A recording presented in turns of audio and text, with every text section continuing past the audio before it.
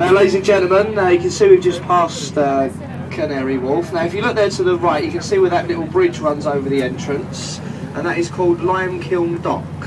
And it's in that dockway that they set up lime kilns that roasted chalk, that made the bricks that rebuilt London after the Great Fire of London. The elders of the city decided that no buildings were to be built of thatch or timber, so they rebuilt London using bricks. And it's in Limehouse that they set up all the lime kilns, and that's why the area has the name of Limehouse. If you visit the East End of London, you'll find a place called Brick Lane. There was a massive brick building industry in that area.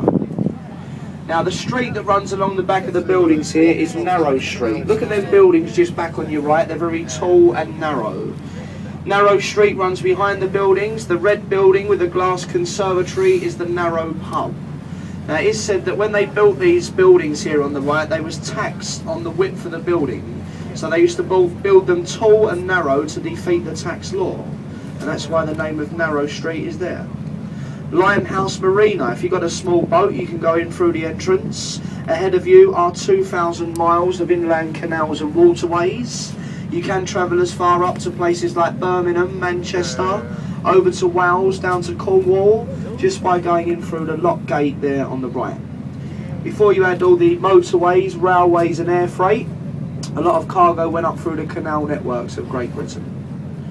You see that lovely house there on the right, the one with the conservatory and the garden? That used to belong to David Lean. He was a famous film producer. Produced films like Dr. Zhivago, Passage to India. That is where he used to live, up to about 8 or 9 years ago.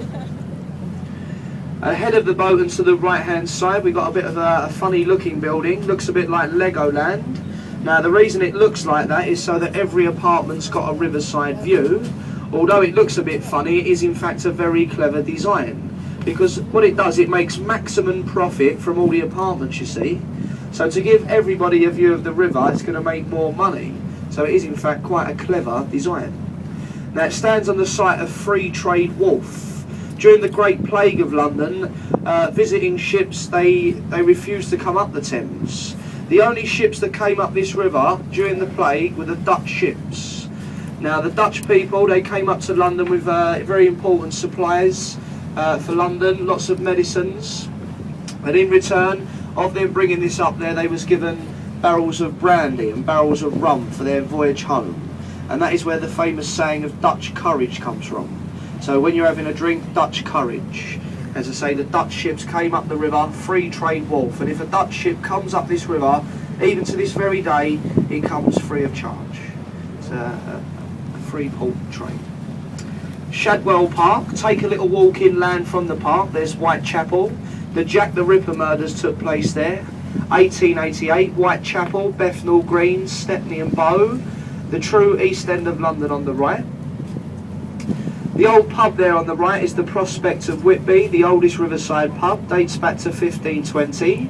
Gets its name from a coal collier, a ship that delivered coal from Whitby in Yorkshire. Now, a little building that we don't always mention, but we'll mention it today. Look behind the willow tree, and just in the background there's an old red building that has a sort of flagpole on the top of it, and that is the old Wapping pumping station.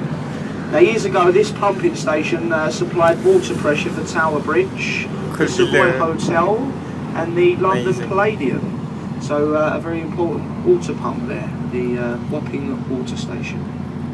Metropolitan Wharf, also New Crane Wharf ahead of us on the right. I think these buildings retain a lot of nice character, especially the ones in slightly there. They retain a lot of character, so that gives us an idea to what it was like, say, 50, 60 years ago. Looking just ahead of the boat on the left, if we follow the line of the buildings right along on the left, you'll come to another little white building. It's another pub. It's called the Mayflower. If you look on the roof of the pub here, you'll see a little replica of the famous Mayflower ship, which was built in Rotherhithe in 1620. Now, the Mayflower was crewed by local men. Captain Christopher Jones, he was the